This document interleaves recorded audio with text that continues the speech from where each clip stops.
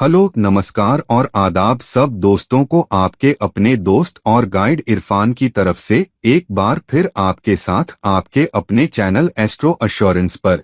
कल मेरे पोल में मैंने एक सवाल पूछा था कि वो कौन से एजेंट हैं जो आपकी शादीशुदा जिंदगी के अच्छे होने के लिए सबसे ज्यादा जिम्मेदार हैं।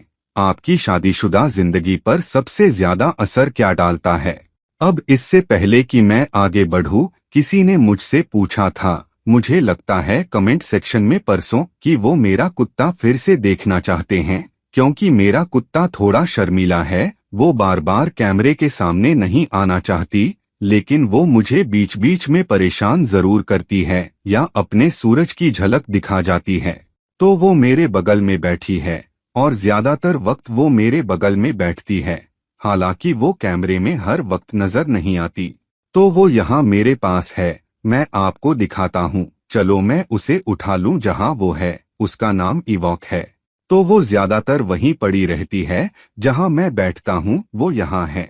तो मैं उसे बार बार कैमरे में नहीं लाता, लेकिन जब वो चाहती है तो उसकी मर्जी है। देखो, मैं उसे कुछ मिनटों के लिए उठा लेता हूँ तो वो यहीं मेरे सामने पड़ी है। शायद कैमरे के एंगल में हर वक्त न हो, लेकिन चलिए इस वीडियो को आगे बढ़ाते हैं। मैंने पोल में पूछा था कि कौन से एजेंट आपकी शादीशुदा जिंदगी के अच्छे या बुरे होने के लिए या जो भी सूरत-ए-हाल हो सबसे ज्यादा जिम्मेदार हैं, और मैंने आपको बहुत सारे ऑप्शन दिए थे। मैंने सातवें भाव के बारे में बात की कि वो या तो पहलुओं से प्रभावित हो, या उसमें योग हो, या उसमें ग्रह हो, या सातवें भाव के स्वामी की सूरत-ए-हाल या हालत, और दारकारक और शुक्र का भी जिक्र किया कि कैसे उनका रिश्ता बहुत अच्छा चल रहा है। तो लोगों ने अपने अपने ढंग से जवाब दिया। कुछ लोगों को लगा कि दारकारक और सातवें भाव के स्वामी का कॉम्बिनेशन अहम है। कुछ को लगा कि दारकारक और शुक्र शादीशुदा जिंदगी के अच्छे होने के लिए सबसे ज्यादा जिम्मेदार हैं। कुछ को लगा कि शुक्र और सातवें भाव के स्वामी या सातवें भाव के ग्रह शायद सबसे अहम हैं। कुछ ने तो लग्न का भी जिक्र किया। तो चलिए मैं आपको बताता हूँ कि तीनों ही जिम्मेदार हैं। सातवां भाव और सातवें भाव के स्वामी की स्थिति, उनकी प्रतिष्ठा, उनमें स्थित ग्रह, उनसे जुड़े योग या दोष, दोनों सातवां भाव और सातवां स्वामी जिम्मेदार हैं, और शुक्र भी। लेकिन वो थोड़े अलग अलग फैक्टर्स के लिए जिम्मेदार हैं। मिसाल के तौर पर सातवां भाव और सातवां स्वामी कुंडली में सबसे अहम हैं, क्योंकि उन्हें वो फैक्टर माना गया है जो सीधे साझेदारी और शादीशुदा जिंदगी के मामलों के मालिक हैं। तो सातवां भाव बहुत अहम है। सातवें भाव में कौन सी राशि है, बहुत अहम है। सातवां स्वामी बहुत अहम है। अगर सातवां भाव मजबूत न हो तो शादी मुमकिन नहीं हो सकती या रिश्ते की लंबी उम्र मुमकिन नहीं हो सकती। जिंदगी की गुणवत्ता, शादीशुदा जिंदगी की गुणवत्ता ज्यादातर दारकारक से तय होती है। आपका दारकारक कौन सा ग्रह है, उसकी प्रतिष्ठा कैसी है, और शुक्र ज्यादा जिम्मेदार है नजदीकी, घनिष्ठता, जोड़े के बीच आकर्षण, और वो एक दूसरे के कितने करीब हैं। इसके लिए एक तरफ ये शारीरिक आकर्षण, यौन नजदीकी, जोड़े के बीच यौन घनिष्ठता के बारे में भी है। वो एक दूसरे से कितना प्यार करते हैं, एक दूसरे के लिए कितना महसूस करते हैं, और क्या शादी में इतने संसाधन हैं कि जिंदगी की गुणवत्ता बेहतर हो सके। तो सातवां भाव और सातवां स्वामी सबसे ज्यादा जिम्मेदार हैं शादी के होने या न होने, या शादी की गुणवत्ता कि वो स्थिर रहेगी या नहीं के लिए। शुक्र जिम्मेदार है नरम पहलुओं और शादी के कुछ भौतिक पहलुओं के लिए, जबकि दारकारक शादी की समग्र गुणवत्ता के लिए जिम्मेदार है। मिसाल के तौर पर, क्या वो एक दूसरे पर भरोसा करते हैं, क्या वो एक दूसरे पर निर्भर हैं, क्या वो एक दूसरे को मजबूत पार्टनर मानते हैं या नहीं। और शादी में भिन्नता क्या है, तो दारकारक ज्यादातर शादी में भिन्नता लाता है, या तो अच्छी या बुरी, और इसीलिए दारकारक बहुत अहम है। चलो आपको एक मिसाल देता हूँ। अगर कोई मेष लग्न में पैदा हुआ है तो अपने आप उसका सातवां भाव, मैं एक मर्द की बात कर रहा हूँ, तुला राशि का हो सकता है, और इसलिए शुक्र सातवें भाव का स्वामी भी है, और शुक्र उसकी जिंदगी में औरत का कारक भी है। अब हर 12 लोगों में से एक व्यक्ति के पास शुक्र सातवां स्वामी और औरत का कारक होगा, लेकिन जिन लोगों के पास मेष राशि में लग्न में शुक्र हो सकता है वो भी 12 में से एक होंगे। तो इस 8% में से फिर 12 में से एक व्यक्ति के पास मेष लग्न में शुक्र हो सकता है। अगर मेष लग्न 0 से 3 डिग्री के बीच है तो इसकी बहुत ज्यादा संभावना है कि नवांश लग्न भी मेष ही हो, और अगर शुक्र उन्हीं डिग्रियों में आता है तो संभावना बहुत ज्यादा है कि शुक्र नवांश में भी मेष लग्न में ही जाए। तो अब लग्न एक जैसा है, वो लग्न में स्थित है, और नवांश में भी नवांश लग्न वही है, यानी मेष, और शुक्र वर्गोत्तम है। तो क्या इस व्यक्ति या इन दो लोगों को जिनके शुक्र की एक जैसी स्थिति है, लग्न चार्ट और नवांश दोनों में लग्न में, शायद एक ही नवांश में, क्या उनकी शादीशुदा जिंदगी की गुणवत्ता बिल्कुल एक जैसी होगी? नहीं, भिन्नता दारकारक से आती है। बेशक कुछ भिन्नता 7वें भाव में मौजूद ग्रहों और पहलुओं से भी आती है, लेकिन वो दारकारक के अपना प्रभाव डालने के बाद आते हैं। तो पहले कौन सा ग्रह दारकारक है?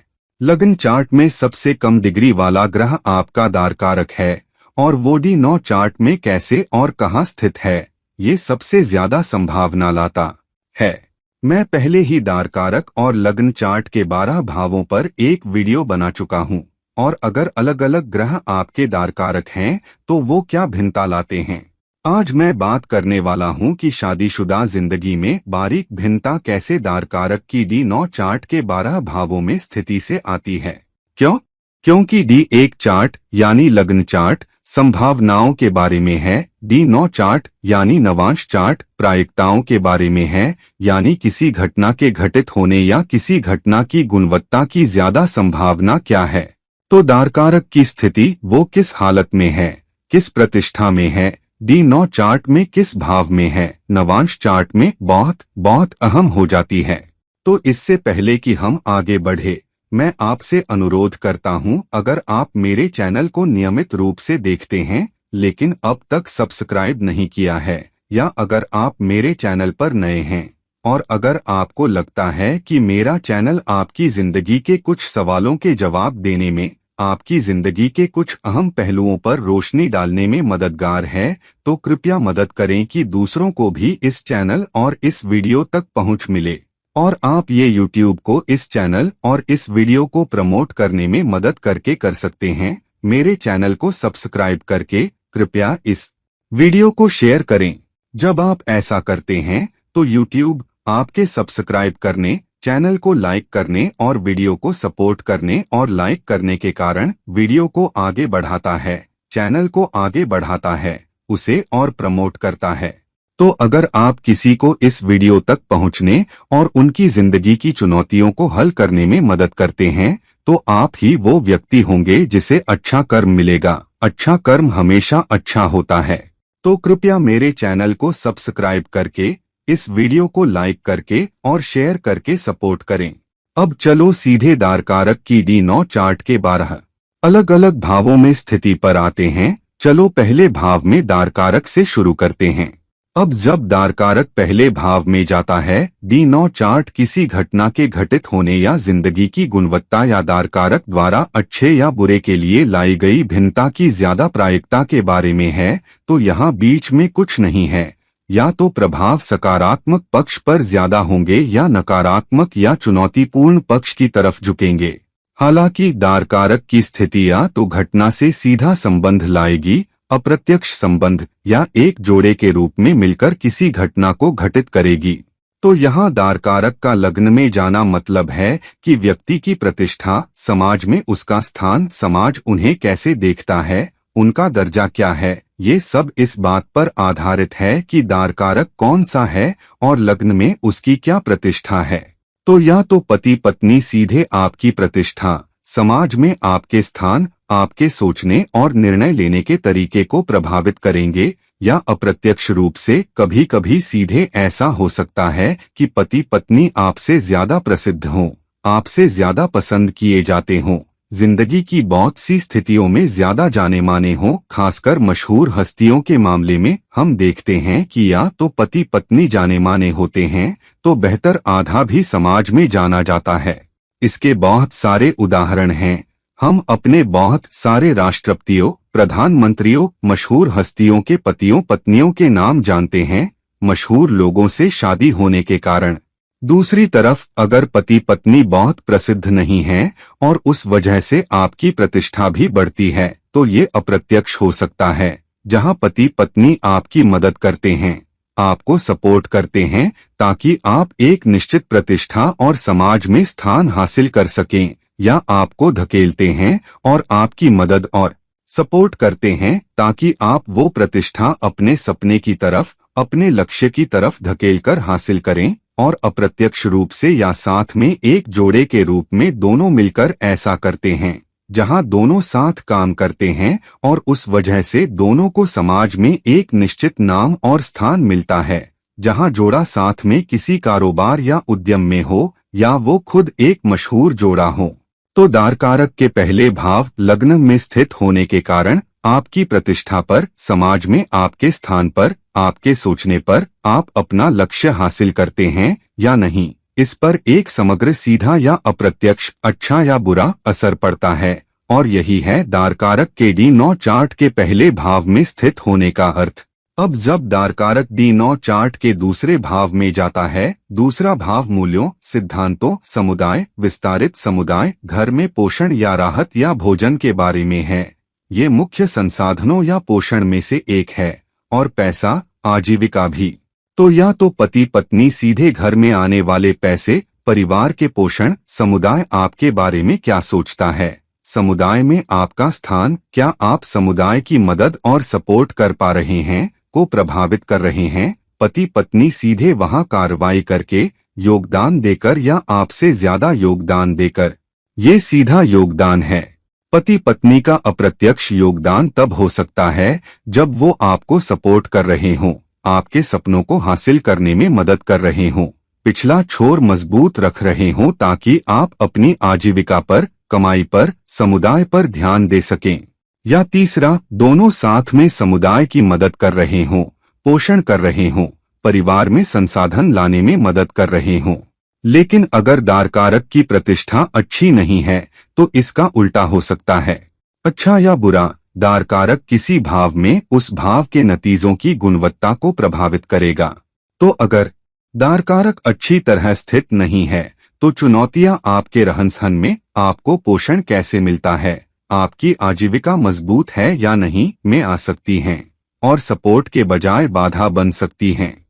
तो दुआ करें कि आपका दारकारक अच्छा हो और दूसरे भाव में अच्छी प्रतिष्ठा हो, क्योंकि तब आपकी आजीविका, आपकी बचत, आपकी आय सब बढ़ सकती है, समुदाय में आपका स्थान बढ़ सकता है, और आप या एक जोड़े के रूप में, एक ऐसे जोड़े के रूप में देखे जा सकते हैं जिनका स्थान मजबूत है, लेकिन आप अपनी जिंदगी बहुत सारे सिद्धांतों और मूल्यों के साथ जीते हैं। अब अगर दारकारक तीसरे भाव में जाता है, तीसरा भाव आपका एक जोड़े के रूप में प्रभाव है, आप बाहरी दुनिया से कैसे संवाद करेंगे, क्या दुनिया आपको एक साथ देखेगी, या आपका संदेश ये होगा कि आप दोनों के बीच चुनौतियां हैं। तो आप बाहरी दुनिया में कैसे दिखते हैं, आप कैसे संवाद करते हैं, आप दूसरों को कैसे प्रभावित करते हैं। कुछ जोड़े पावर कपल होते हैं, वो जो कहते हैं, जो करते हैं, उनका परिवार में ही गहरा प्रभाव होता है। तो आपके परिवार में कोई ऐसा हो सकता है जो एक अच्छे जोड़े, एक बुद्धिमान जोड़े, एक संपन्न जोड़े, एक बहुत आगे की सोच वाले जोड़े के रूप में जाना जाता हो, और बहुत सारे लोग सलाह, मदद, सपोर्ट या कम से कम सुनने के लिए उनके पास जाते हों। तो अगर दारकारक मजबूत है तो शायद आपके परिवार, आपकी साझेदारी में मजबूत संवाद पति पत्नी के जरिए ज्यादा हो। पति पत्नी परिवार से संवाद करने, परिवार से निपटने, परिवार को निमंत्रण भेजने, दूसरों से बातचीत और मोलभाव करने, और शायद बाहरी लोगों से निपटने में आगे रहते हैं। दूसरी तरफ पति पत्नी सपोर्ट कर सकते हैं, आपको मजबूती से सपोर्ट करते हैं ताकि आप चेहरा दिखा सकें, और निर्णय लेने में, प्रभावी होने में सपोर्ट करते हैं, लेकिन आपकी पीठ थामते हैं, आपके खिलाफ नहीं जाते। या एक जोड़े के रूप में आप दोनों इसमें शामिल होते हैं। पति पत्नी बाहरी दुनिया से संवाद करने की कुछ जिम्मेदारियां लेते हैं, कुछ जिम्मेदारियां आप लेते हैं, चाहे अच्छा हो या बुरा। दारकारक आपके संवाद को, आपके द्वारा किए गए प्रयास और मेहनत को, और एक जोड़े के रूप में आप बाहर कैसे आते हैं, एक जोड़े के रूप में आपकी ब्रांडिंग कैसी है को प्रभावित करेगा। अगर दार कारक तीसरे भाव में मौजूद है तो वो तीसरे भाव के तरीके पर अच्छे या बुरे, सकारात्मक या नकारात्मक, लेकिन मजबूत प्रभाव लाता है। अब दार कारक चौथे भाव में जाता है। यहाँ एक जोड़े के रूप में पहले तो पति पत्नी सीधे, अप्रत्यक्ष या साथ में क्या योगदान दे रहे हैं।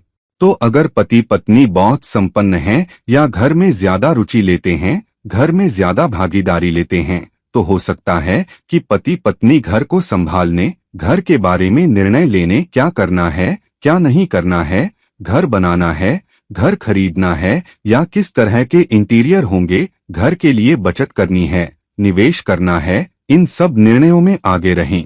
या अप्रत्यक्ष प्रभाव हो सकता है जहां आप निर्णय लेते हैं लेकिन पति पत्नी आपको सपोर्ट करते हैं, मदद करते हैं, मार्गदर्शन करते हैं, सलाह देते हैं और फिर आपको आगे बढ़ने में मदद करते हैं। या तीसरा, एक जोड़े के रूप में आप दोनों सक्रिय भाग लेते हैं, आप दोनों बैठकर तय करते हैं, लेकिन फिर कोई कुछ जिम्मेदारी लेता है, कोई दूसरी जिम्मेदारी लेता है। लेकिन ये अच्छे या बुरे दोनों के लिए हो सकता है, बीच में कुछ नहीं है। या तो बड़ी हद तक मजबूत सकारात्मक प्रभाव, कुछ चुनौतियां या ज्यादा चुनौतियां अगर अच्छी प्रतिष्ठा में नहीं है, और कुछ अच्छाई जो उससे निकलती है, लेकिन तटस्थ कुछ नहीं। या तो ये निश्चित रूप से एक प्रभाव है, मजबूत या कमजोर, अच्छा या बुरा। तो दार कारक और चौथा भाव संपत्तियों के बारे में है, लेकिन ये भी है कि घर में कैसा सामंजस्य है, घर में कैसी खुशी है, घर में कैसी शांति। दार कारक और आप एक जोड़े के रूप में घर में क्या शांति लाते हैं। तो या तो दार कारक का घर में शांति, सुकून, खुशी पर मजबूत प्रभाव हो सकता है, या उसमें सपोर्ट कर रहा हो, सामंजस्य लाने, संपत्तियां लाने, संपत्तियां बढ़ाने में मदद कर रहा हो, या एक जोड़े के रूप में आप कर रहे हों, लेकिन शादीशुदा पार्टनर, पति पत्नी चौथे भाव के क्षेत्रों खुशी, सुकून, शांति और संपत्तियां बढ़ाने पर दूसरे क्षेत्रों से ज्यादा मजबूत प्रभाव डाल रहे हैं। और यही मतलब है दार कारक के चौथे भाव में होने का। अब दार कारक D9 चार्ट के पांचवें भाव में जाता है। इसका मतलब है कि ज्यादा संभावना है कि पति पत्नी पांचवें भाव के क्षेत्रों पर दूसरों से ज्यादा प्रभाव डाल रहे हैं। व्यक्ति की जिंदगी के हर क्षेत्र पर असर हो सकता है, लेकिन यहाँ दार कारक या राशि बता रही है कि ये एक मजबूत प्रभाव है, एक मजबूत दिखने वाला प्रभाव जो दार कारक के किसी भाव में स्थित होने के कारण दिखेगा। तो यहाँ दार कारक का पांचवें भाव में जाना मतलब है कि रोमांस, घनिष्ठता के मामलों में पति पत्नी आगे हो सकते हैं। खासकर अगर दार कारक बहुत मजबूत प्रतिष्ठा में है तो सीधे पति पत्नी भाग ले रहे हैं, रोमांस शुरू कर रहे हैं, घनिष्ठता शुरू कर रहे हैं, यौन क्रियाएं भी शुरू कर रहे हैं और उसमें मजबूत भागीदार बन रहे हैं। और प्यार और स्नेह, डिनर बुक करना, साथ बाहर जाना, साथ छुट्टी बिताना, बहुत सारी रोमांटिक चीजें पति पत्नी सीधे शामिल हैं या आगे भी हैं।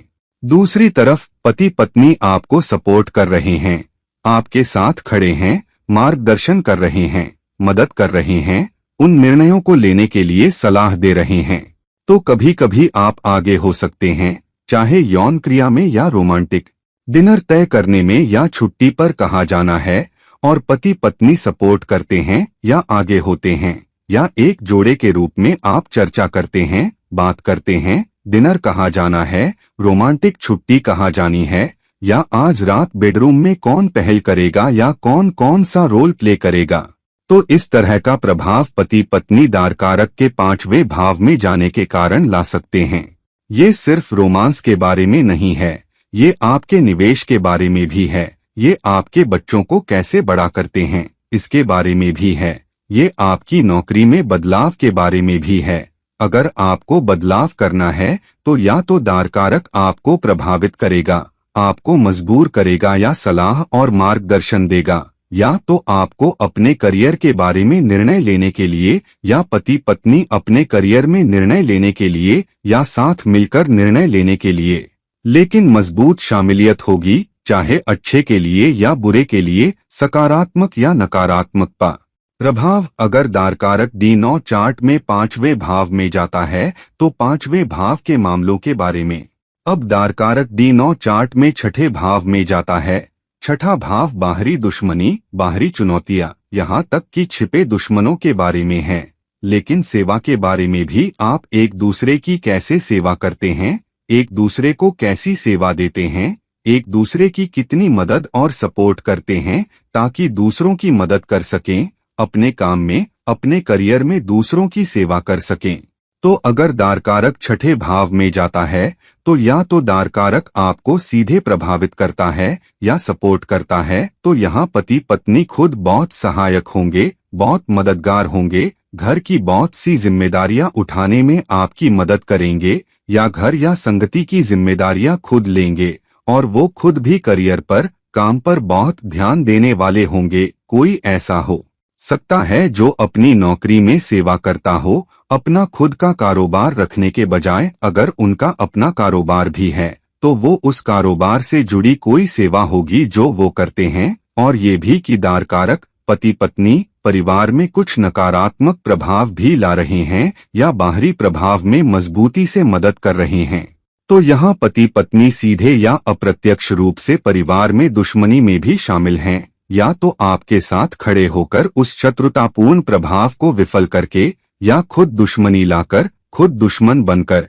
और इसलिए बहुत बार दारकारक छठे भाव में शादी में ज्यादा चुनौतियां ला सकता है। कुछ राहत भी जहां व्यक्ति आपके साथ खड़ा है, लेकिन ये उतार चढ़ाव परिवार में चुनौती और कभी कभी बीमारियां भी ला सकते हैं। बेहतरीन स्थितियों में से नहीं जब तक कि बहुत मजबूत प्रतिष्ठा में न हो, लेकिन कुछ चुनौतियां भी आ सकती हैं। यही मतलब है दारकारक के छठे भाव में होने का।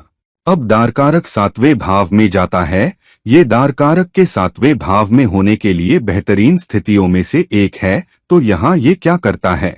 ये दारकारक या पति पत्नी पर बहुत सकारात्मक या नकारात्मक प्रभाव लाता है। ये शादी को मजबूत करने में, शादी को ज्यादा स्थिर बनाने में मदद करता है। वो सच में आपसे जुड़ा है, शादीशुदा जिंदगी में आपसे जुड़ा है, और इसलिए उनके लिए रिश्ता भी अहम है।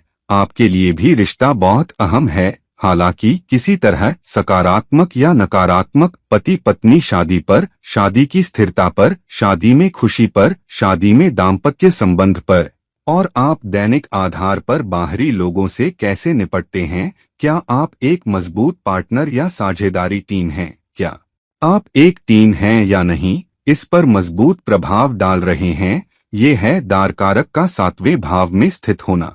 तो ये या तो मजबूत प्रतिबद्धता, मजबूत स्थिरता, एक दूसरे के साथ मजबूत खड़े होना दिखा सकता है, या ये उथल पुथल, उतार चढ़ाव और चुनौतियां भी दिखा सकता है। अब ये सब इस बात पर निर्भर है कि सातवां स्वामी लग्न चार्ट में कैसे स्थित है और दारकारक लग्न चार्ट में भी कैसे स्थित है। तो संभावनाएं भी लग्न चार्ट से आती हैं, लेकिन ज्यादा प्रायिकताएं D9 चार्ट में स्थिति से आती हैं। तो आपको दोनों को एक साथ देखना है, लेकिन ज्यादा प्रायिकता हमेशा D9 चार्ट से आती है।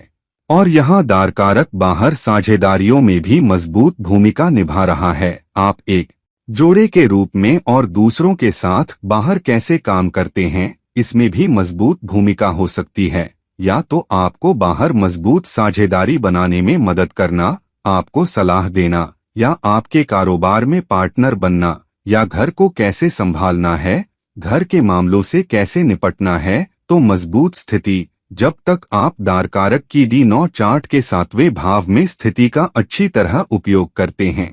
अब दारकारक D9 चार्ट के आठवें भाव में जाता है।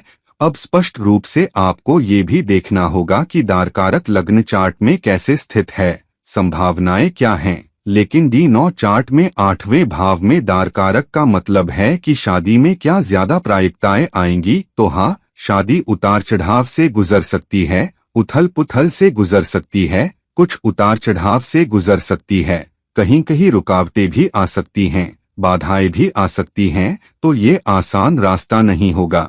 हालांकि ये भी हो सकता है कि कुछ लाभ भी हों जो दारकारक अपनी सास ससुराल से, अपने परिवार से, अपनी संगति से, अपने काम के क्षेत्र से भी ला रहा हो। तो कहीं कहीं अच्छी लाभकारिता हो सकती है जो दारकारक साझा संसाधनों के रूप में लाता है, या वो अपनी तरफ से, अपने योगदान से, अपनी कमाई से शायद ससुराल से या बहुत सहायक ससुराल से।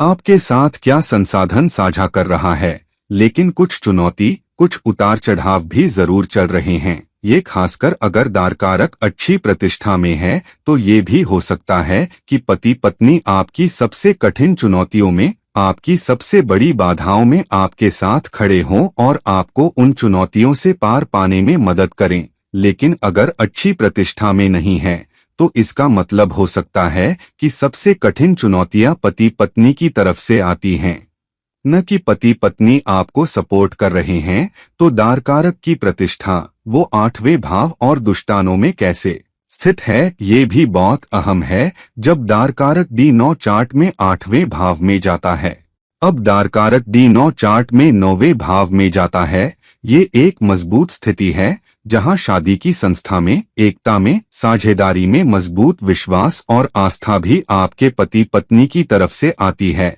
पति पत्नी भी शादी के बंधन में मजबूती से विश्वास करते हैं, उनका मजबूत विश्वास और आस्था है, बहुत आध्यात्मिक भी हो सकते हैं और शादी को एक साथ रखने में मदद करते हैं और बाहरी दुनिया से, परम ऊर्जा से बहुत सारे लाभ भी लाते हैं। शादी में, संघ में बहुत सारे लाभ दारकारक के आपके साथ होने, पति पत्नी के आपके साथ होने के कारण आते हैं, या तो सीधे या अप्रत्यक्ष रूप से। या तो लाभ इससे आते हैं कि पति पत्नी कैसे काम कर रहे हैं, पति पत्नी अपने मामलों से कैसे निपट रहे हैं, वो घर या परिवार में कैसे संसाधन लाते हैं, या वो आपको सपोर्ट कर रहे हैं, या एक जोड़े के रूप में आपको बहुत सारे लाभ मिल रहे हैं, लेकिन एक जोड़े के रूप में आपकी एक जैसी साझा आस्था और विश्वास भी है। शायद आप साथ चर्च जाते हैं, शायद आप एक आध्यात्मिक संस्था में साथ जाते हैं, लेकिन आपकी आस्था और विश्वास प्रणाली में भी बहुत सारे कारक ओवरलैप हो सकते हैं। भले ही आप एक ही धर्म के न हो, आपकी आस्था और विश्वास के कुछ पहलू शायद मानवता में, शायद आध्यात्मिकता में होंगे जो आपको एक साथ रखते हैं, जो आपको एक ही दिशा में रखते हैं। ये भी हो सकता है कि आप बहुत सी यात्राएं साथ करते हैं, शायद कुछ लंबी दूरी की यात्राएं भी, और आप जिंदगी के अनुभवों के जरिए बहुत सी सीख साथ लेते हैं, और उन अनुभवों में आप एक दूसरे के साथ कैसे खड़े होते हैं, खासकर जब जिंदगी में कठिन अनुभव आते हैं। क्या पति पत्नी आसपास हैं? क्या पति पत्नी आपके लिए सपोर्ट का मजबूत स्तंभ बन रहे हैं या किनारे हो रहे हैं, या वास्तव में आपके लिए वो चुनौतियां पैदा कर रहे हैं?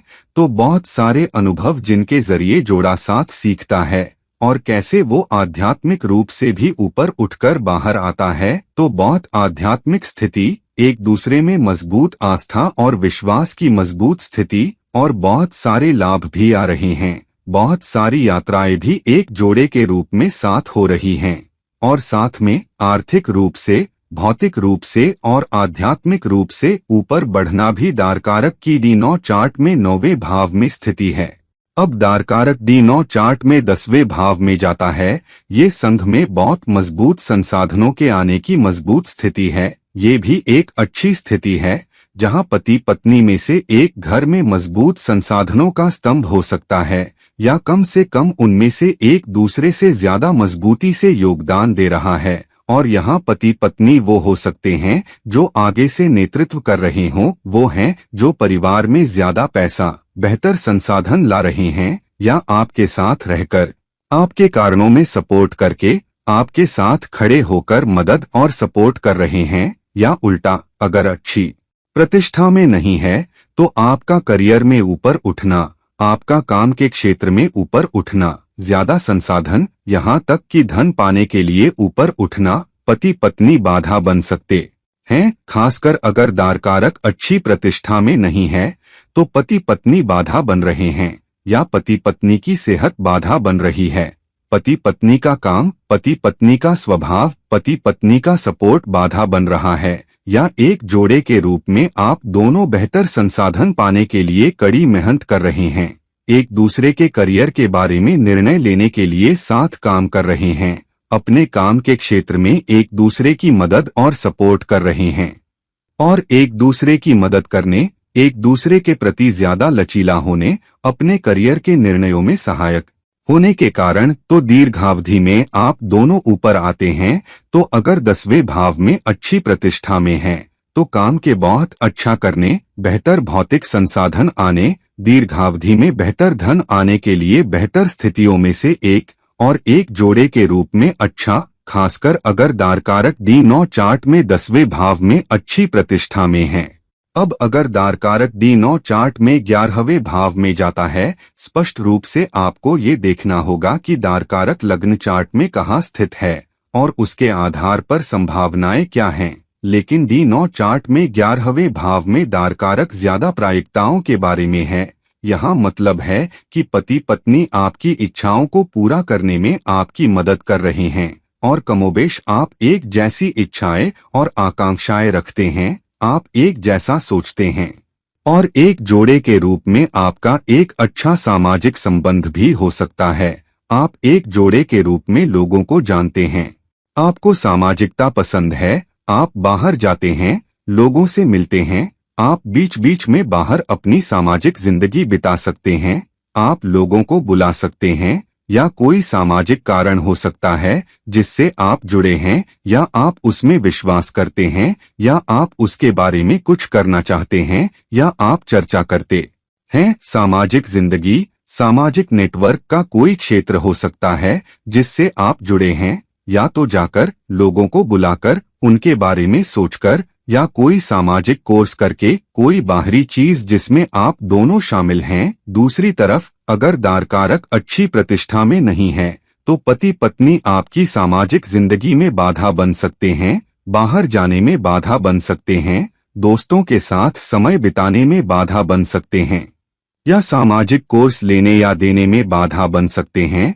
तो दारकारक की प्रतिष्ठा भी अलग अलग प्रायिकताएं लाएगी कि घटनाएं कैसे मुड़ेंगी। क्या आप अपनी इच्छाओं और आकांक्षाओं को पूरा कर पाएंगे या नहीं, क्या आपकी सामाजिक जिंदगी अच्छी होगी या नहीं, या आप किसी अच्छे सामाजिक कारण की तरफ काम कर पाएंगे या नहीं। तो दारकारक की D9 चार्ट में 11वें भाव में प्रतिष्ठा बहुत अहम है कि समग्र घटनाएं कैसी मुड़ेंगी। अगर अच्छी है, अच्छी तरह स्थित है तो इच्छाएं और आकांक्षाएं पूरी होंगी, दीर्घावधि में योगदान देने के लिए अच्छी है।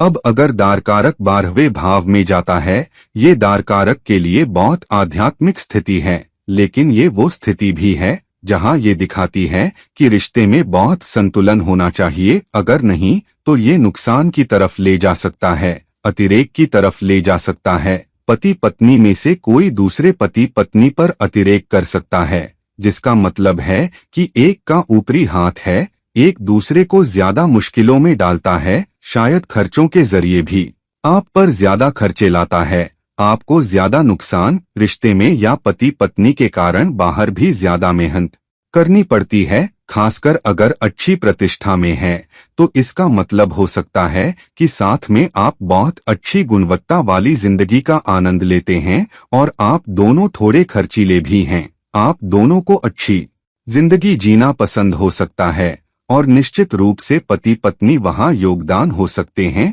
ताकि ज्यादा पैसा खर्च कर सकें, या पति पत्नी को अच्छी जिंदगी पसंद है जिसके कारण आप दोनों ज्यादा पैसा खर्च करते हैं, आप दोनों कुछ अतिरेक में पड़ते हैं। लेकिन इसका ये भी मतलब हो सकता है कि आप और पति पत्नी आप विदेश यात्रा करते हैं, आप विदेश में रहते हैं, या आपके पति पत्नी विदेश से आते हैं, या आपके पति पत्नी घर में बाहरी प्रभाव लाते हैं। अगर नकारात्मक प्रतिष्ठा में है, लेकिन अगर सकारात्मक प्रतिष्ठा में है तो आप दोनों विदेश जा सकते हैं, आप अपने पति पत्नी से विदेश में मिल सकते हैं, आपकी जिंदगी अच्छी हो सकती है, जिंदगी की गुणवत्ता अच्छी हो सकती है और कुछ ऐसा हो सकता है जिसे आप एक मिसाल के तौर पर छोड़ते हैं, एक विरासत के तौर पर छोड़ते हैं, दूसरों के लिए ज्यादा करते हैं, शायद गरीबों या बेसहारा लोगों के लिए भी, और उस मजबूत मिसाल, मजबूत विरासत के जरिए आप दोनों एक जोड़े के रूप में एक दूसरे की मोक्ष की तरफ, मुक्ति की तरफ और आध्यात्मिक उन्नति की तरफ भी मदद कर सकते हैं। अगर दारकारक D9 चार्ट में 12वें भाव में अच्छी प्रतिष्ठा में है तो दोस्तों अब हमने बात कर ली कि दारकारक की स्थिति दारकारक 12 भावों में कहाँ है, कैसी प्रायिकताएं अच्छी और बुरी दोनों ला सकती है। देखें कि आपका दारकारक लग्न चार्ट में कहाँ स्थित है। देखें कि 7वां भाव और 7वां स्वामी किन प्रतिष्ठाओं में स्थित हैं। और फिर दारकारक की D9 चार्ट में 12 भावों में से किसी में स्थिति देखें, वो किस प्रतिष्ठा में है, क्या वो आप पर ज्यादा सकारात्मक या नकारात्मक प्रभाव ला रहा है। और उसके आधार पर फिर तय करें कि आप पति पत्नी के मामलों, रिश्ते के मामलों से कैसे निपटना चाहते हैं और इस सीख का उपयोग अब से बेहतर गुणवत्ता वाली जिंदगी पाने के लिए कैसे करना चाहते हैं। तो दोस्तों, इस वीडियो को लाइक करें, इस वीडियो को शेयर करें, और अगर आप मुझसे व्यक्तिगत परामर्श चाहते हैं तो कृपया नीचे दिए गए लिंक में मुझसे संपर्क करें। और किसी और वक्त किसी और वीडियो के साथ ये हैं आपके अपने दोस्त और गाइड इरफान, साइनिंग ऑफ। नमस्कार, धन्यवाद।